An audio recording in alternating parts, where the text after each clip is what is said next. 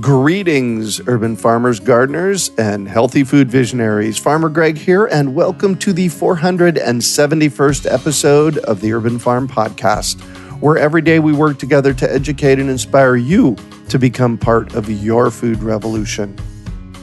Summer is upon us here in Phoenix, and it's hot. With more people getting skin cancer these days, I'm not willing to take chances with the sun anymore. Before I introduce today's podcast guest, I want to share with you how I stay cool and comfortable working in the summer heat. My number one strategy is wearing lightweight, breezy, sun-protective clothing, like cool, moisture-wicking shirts and hats that shade my head, ears, and the back of my neck. I've partnered with Gemplers.com to handpick my personal favorite sun protective wear, and you can see them at Gemplers.com/urban farm. That's Gemplers, GEMPLERS.com/urban farm. When you use the code UrbanFarm01, you get 20% off your first order. Heidi and I use these essential items on this list every day on the Urban Farm. Check them out and stay cool this summer. Today on our podcast, we have someone who loves to dig into the reasons plants flourish. We're talking with returning guest Jake Mowrer about deep roots in the soil. Jake was raised on a farm in North Georgia where his family produced broiler chickens and beef cattle.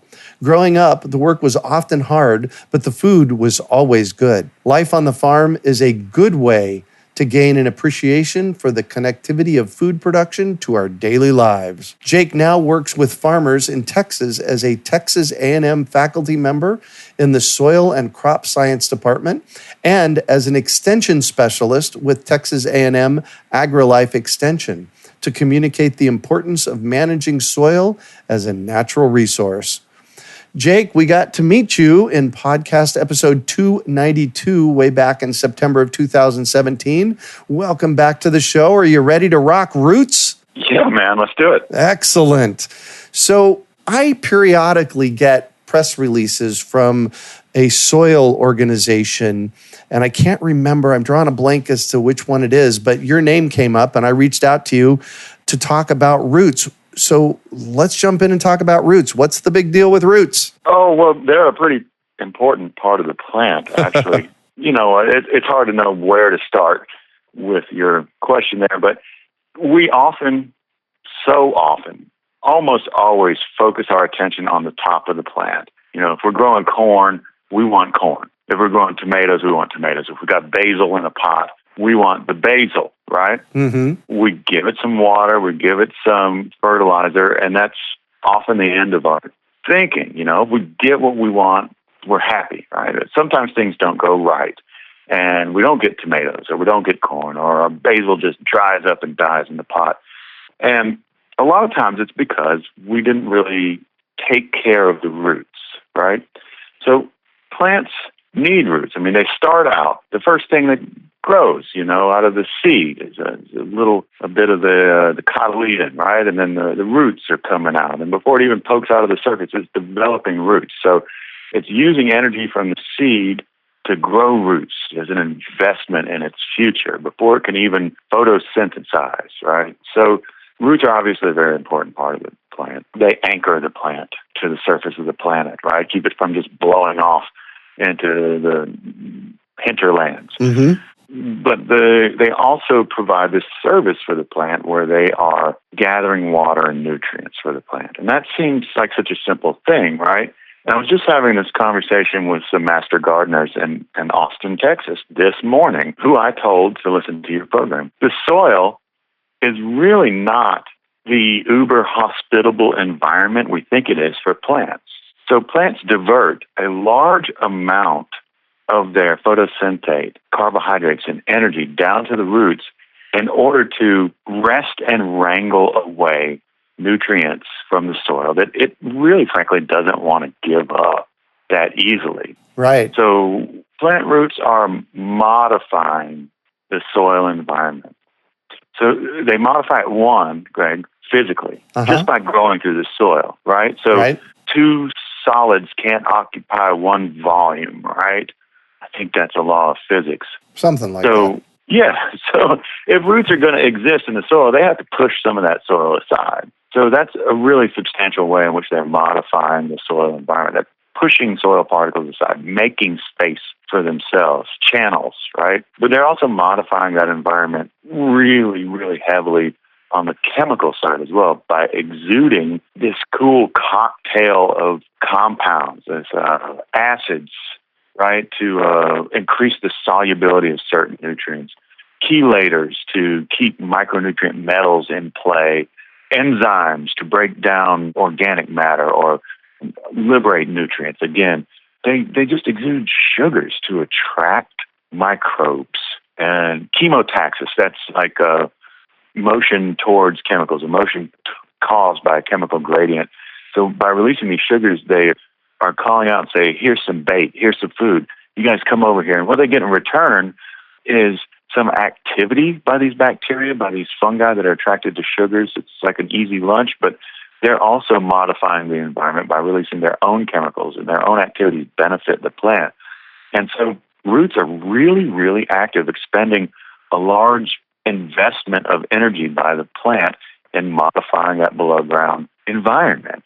And so the reason I put it this way is we are always focused on our basil, on our corn, on our okra, on our tomatoes, all delicious things, by the way, but we fail to, because we can't see them, I mean, they're not front and center on our minds, they're occluded by the very solid nature of the soil, we don't think of them. They're not front and center on our minds, right? So I encourage people, listeners of your program, dig up plants, look at their root systems, go online and look at pictures of root systems. It's really quite fascinating because, you know, a quarter to half of the plant could be the underground portion.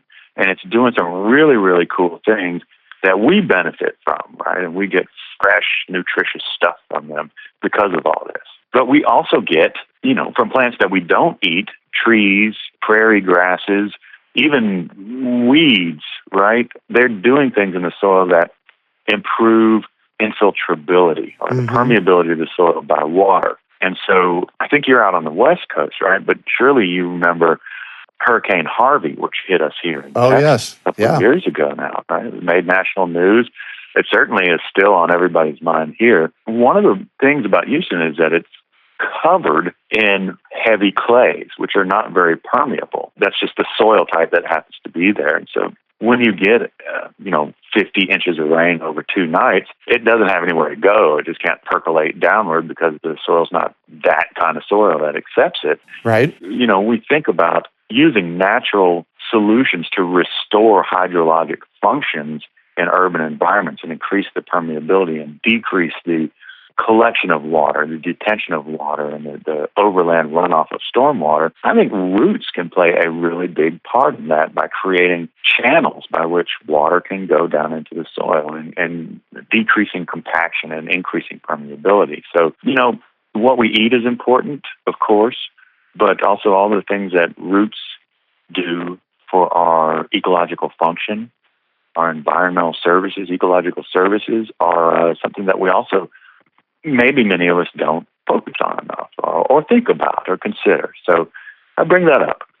Nice. So one of the interesting things you said is, and I'm kind of paraphrasing here, you said that roots can be as big as the plant? Well, yeah. So half of the plant could be a root. Now, this is not always the case. There's a spectrum of what we call chute to root ratio. So often, some plants that have evolved survival strategies to really, really anchor themselves and explore the soil, they can have more below ground than they have above ground. But then many other plants that produce a lot of grain plants like corn and wheat will often have more than 50% above the soil surface. So different plants have different things going on. But yes, I mean, it's fair to say that it is more than plausible that over half the plant could be below the ground. Wow. You mentioned weeds, and I'm a fan of weeds in my yard. And, people kind of look at me funny when I say that.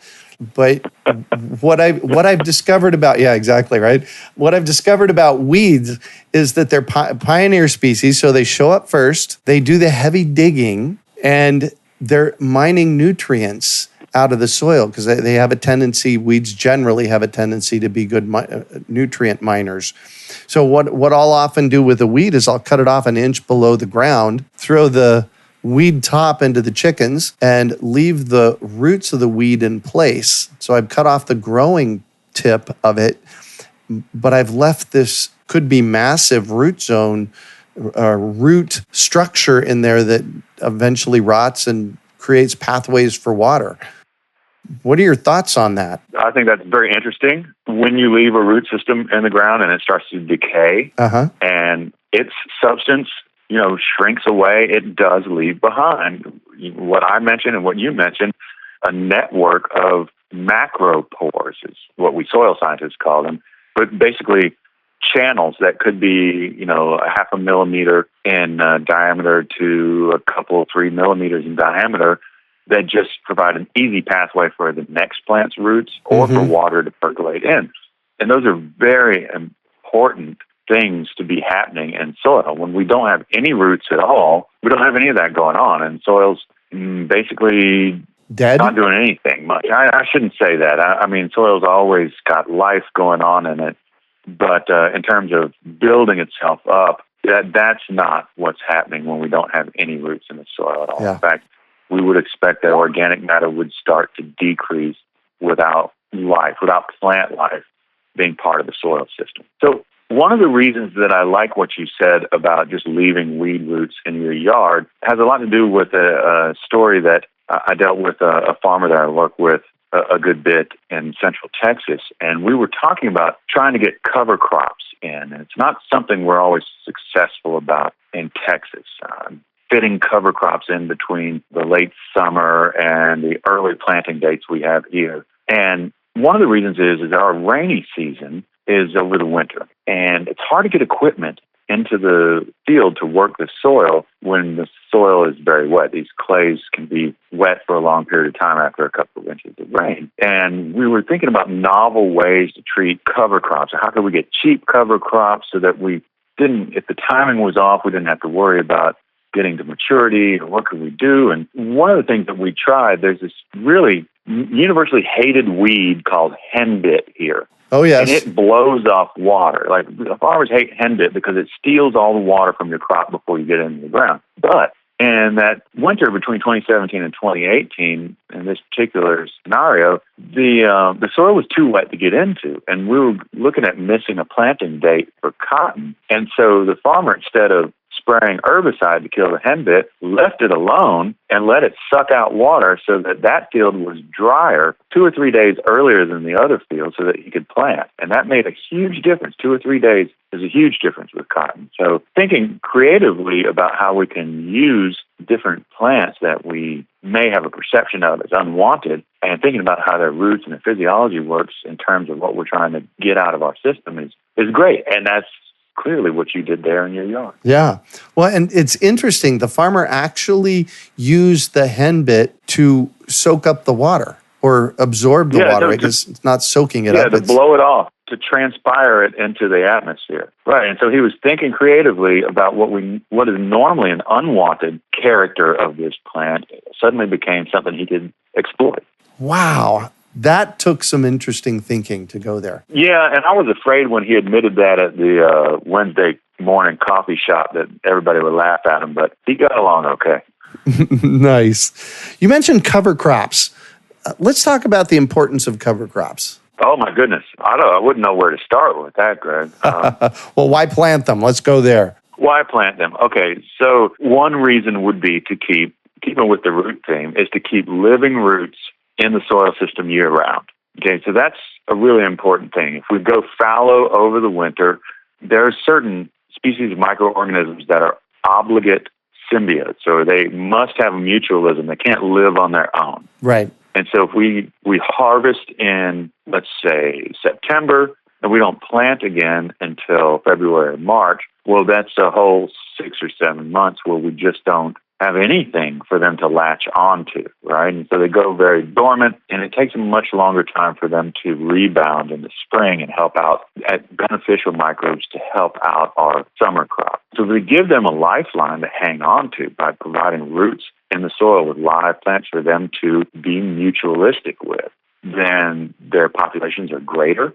When we plant our next crop for cash in the spring, they're already ready to start working with. Okay, and so they get the benefits much, much earlier. And if we have fluctuations in the climate or unexpected dry periods or unexpected heavy rain, these kind of associations between fungal organisms or bacterial organisms and roots very, very often seem to make a difference in that plant's ability to be resilient towards those kind of environmental stresses. When I've found with the cover crops that I've used in my front and backyard here at the urban farm is that they also provide some shade because it's really hot here and green organic matter at the end of the season. So this is true, and these are non-root benefits. So they're pulling up nutrients, they're putting them into biomass or just plant material above the ground and below the ground. And then when they die, lay over, you mow them, whatever, they just roll over, they start to decompose and release those nutrients again. That's a very important thing. Also, the roots and the plants themselves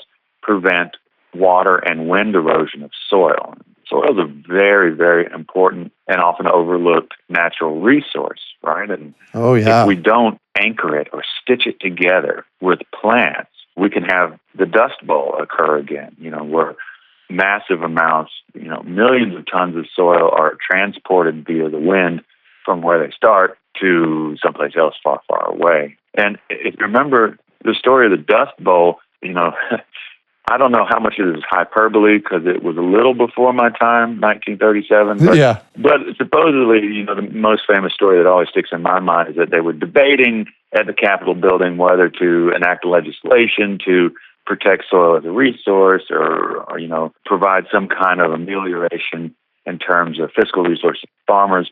And, someone was looking at this big cloud of dust approaching from Oklahoma to the steps of the Capitol building in Washington, D.C., and they kept the debate going and kept it going and going, and eventually that big cloud of soil reached the Capitol steps, and when it did, that made everybody make up their mind to go ahead and decide soil was a really important thing, and we need to protect it and keep it where it is. And so some of the action and research and best management practices that actually came out of the Dust Bowl was to decrease tillage, right, so that we don't loosen the soil up and make it vulnerable to erosion, but also to start planting non-cash crops in the off-season to stitch it together and keep it where it belongs. And those are other benefits of cover crops, just really, really important benefits. Yeah, well, and just the consistency of having something there keeps the microbes alive in the soil. I talk about the concept of soil continuity. And anytime we have an interruption in the soil, like tilling, a disturbance, we turn it over, we destroy the structure, we vaporize those roots that we left in there and leave them open to mineralization and respiration by bacteria as carbon dioxide. Anytime we have these real big disturbances and discontinuities in the soil ecosystem, then the soil has to rebound, and it takes some time to do that. And so not tilling all the time and having living roots in as often as you can manage, those are ways to provide that kind of continuity that the plants and the microbes and, the ecosystem services all benefit from. And then we do. Yes, we do. We don't even pay for ecosystem services. Yeah, exactly. You brought up healthy soil, and I'm quite sure, because this is my favorite question to ask podcast listeners or podcast guests, you brought up healthy soil. Can you just dive into what healthy soil is just for a couple of minutes? Well, there's a concept put forth called soil health, which holds that a good and well-functioning soil should be friable, have good physical characteristics that promote root growth, enhance root growth. You should have good permeability. You should have organic matter. You should have a high level of beneficial organisms and a low amount of detrimental organisms. This concept of soil health follows in the footsteps of what we used to call soil quality, which was a term in the 90s, early 2000s, which meant something very, very similar, which followed in the footsteps of an old English term, tilth. Tilth, Tilth. Tilth, that's right, yeah. And there was an organization called Oregon Tilth that's, I believe, still around. It is. That really promoted organic farming and being in tune with the soil as a resource and a medium for growing things in. And so I think the current movement for soil health just follows in the footsteps of that. And I think, I'm talking about Western-centric ideas here, but there are cultures all over the world and every continent who have appreciated the value of soil as well. And I wish I had a catalog of all the terms that have been used throughout history, but I would at least like to recognize that we weren't the people that invented the concept of tilth or soil quality or even soil health. We may be just lucky enough to rediscover it. Cool. So you used the word friable. I've heard that before. I honestly don't know what it means. Can you tell me? Oh, sure. It means that the soil is easily moved within the hand. It's got enough space and very little compaction. So it's got space for roots, air pockets, and tiny air pockets, void space, low compaction, and that if you were to pick it up and hold it in your hand, you could move it around pretty good. It doesn't hold onto a big, heavy clod that you can't crush in your hand. Got it. All right. But also, on the other hand, Greg, it should not completely vaporize into dust when you crush it either. So it should have some small amount of structure, but not massive structure. Yeah. And how does one go about making good friable soil?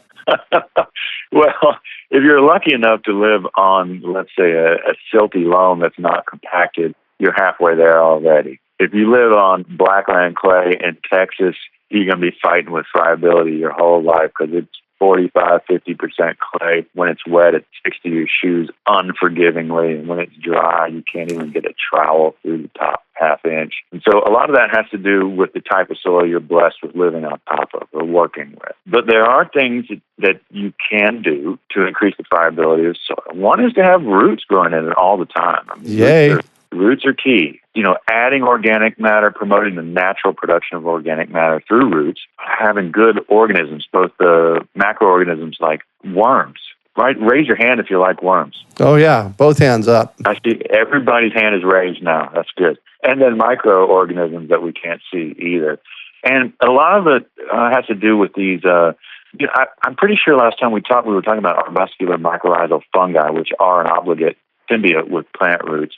And these AMF, arbuscular mycorrhizal fungi, they exude things that really contribute to nice structure in soil. And they're called glomulins, these types of proteins that tend to glue soil particles together and make individual tiny clay particles become part of an aggregate or a small structure that is greater than the sum of its parts. It functions as a microclimate for microorganisms, a microhabitat for microorganisms, a different place for water to exist that isn't subject to the exact same physical demands as the bulk soil around it. Structure is amazing in terms of its influence over soil properties and its friability, what you want out of a good and well-functioning soil. Yeah. So we've been chatting now for about 25 minutes. And I'm sorry to keep you, Greg. Oh, no problem at all. This is all good. What I want to do is I want to boil it down to maybe 2 or 3 things that our listeners can do to nurture their roots. What is it that we can do? We already talked about cover crops. Tillage is a double-edged sword. I want to bring this up, and I know a lot of people I work with may roll their eyes at me, but some soils occasionally have to be mechanically disturbed to overcome compaction. Yeah. Other soils may not have to be mechanically disturbed as much. So making sure that the soil is available for lots of root proliferation is an important thing. All right? Root carbon is different than top plant carbon. This is something I meant to say earlier. It has much more lignin okay, which is a longer lasting carbon. Mm-hmm. So if you take a plant top and you let it decompose on top of the soil or even till it into your garden, it's going to decompose very rapidly. But roots are going to decompose much less rapidly. They have a type of carbon that is resistant to breakdown. Interesting. So that is one thing. Uh-huh. And the more you can get roots to grow, the more of this you get. And it just builds year after year. So if you get deep and lateral root proliferation, you can get this natural distribution of these channels and this organic matter throughout your soil. And then rotating plants in the same area means you have different patterns of root proliferation, which means you're getting a different distribution of nutrients, organic matter, and macropores year after year after year. Nice. So really what it comes down to is grow lots of roots. Yeah. So if you allow weeds to grow in your yard and your neighbors aren't making you stop, that's not a bad thing because, actually monoculture is kind of a bad thing. That's a whole conversation in itself. And I totally agree. So I'm going to shift on you, and I'd like, as a returning guest, for you to share a vivid childhood memory associated with food. Okay, I thought about this because you gave me a heads up a week ago. When I was a really young kid, my mom, I loved pizza, okay? And that was my favorite food. Uh-huh. But my mom used to give me this drink, which was actually just juice from the spinach can. Uh-huh. You follow me? Like a can of spinach. Yeah. She'd cut the top, but instead of dumping the spinach out, she just dumped the juice out in a little cup. It was like one of them little jelly jars, the short Right, ones. yep. I have this vivid memory of drinking spinach juice and loving it when I was like 4 or 5 years old. Full of nutrients. So, yeah, I'm sure it was healthy for me. I mean, look at me now. I'm full of spinach. Anyway, the vivid memory part of that is one morning she had to leave early from work, and she convinced me I was old enough to take care of breakfast by myself, and she left a couple of containers on the counter, one of milk, one of spinach juice, and then a bowl of dry cereal. And I was supposed to put the milk on the cereal and drink the spinach juice, but in my bleary-eyed, waking up state, I poured the spinach juice on my cereal and drank the milk straight away. And as I finished the milk, I realized what I had done. And so I had a really great bowl of Cheerios, if I can say that on your program, Sure. and spinach juice. Yeah. So that's my memory, and I think I had a pretty healthy day after that. Nice. And one new piece of advice for our listeners. I'm reading a book right now by one of my favorite authors, Michael Chabon. I don't even know if I'm saying that right, but people have mispronounced my name for years. Michael Chabon. I think he won an award for another book. But this is called Summerland, and it's this really rich book that lives part-time in a fantasy world where baseball is king. But it uses baseball, the rules of baseball, and the ethos of baseball as a metaphor for sort of diving into environmental protection and respect. Whoa. Can you get there from there? I don't know. You've got to read the book. Michael Chabon, Summerland. That's my piece of advice. Nice. Well, thank you so much for joining us on the show and sharing that. I'm going to go check out that book. Yeah, man. How can our listeners get a hold of you? Email me at my work email, which is Jake, Jake, Mowrer, Mowrer, at TAMU.edu. Excellent. And you can find show notes from today's podcast at urbanfarm.org/deeproots. If you would like to hear more from Jake, you can find him in episode 292 of our podcast and also at urbanfarm.org/root notes. We are your urban farming resource. You can find us on iTunes, Google Play, Stitcher, iHeartRadio, and everywhere podcasts are found. Also visit urbanfarm.org to find articles, webinars, courses, and more. Well, that's it for today. Thanks for joining us on the Urban Farm Podcast. We hope you enjoyed today's episode of the Urban Farm Podcast. Remember to listen for tips, advice, and resources to help you on your journey with urban farming. You can find us on the web at urbanfarm.org or send us an email to podcast@urbanfarm.org. In the words of Vincent van Gogh, great things are done by a series of small things brought together. Be encouraged that with each lesson learned and skill developed, you are one step closer in the direction of your dreams.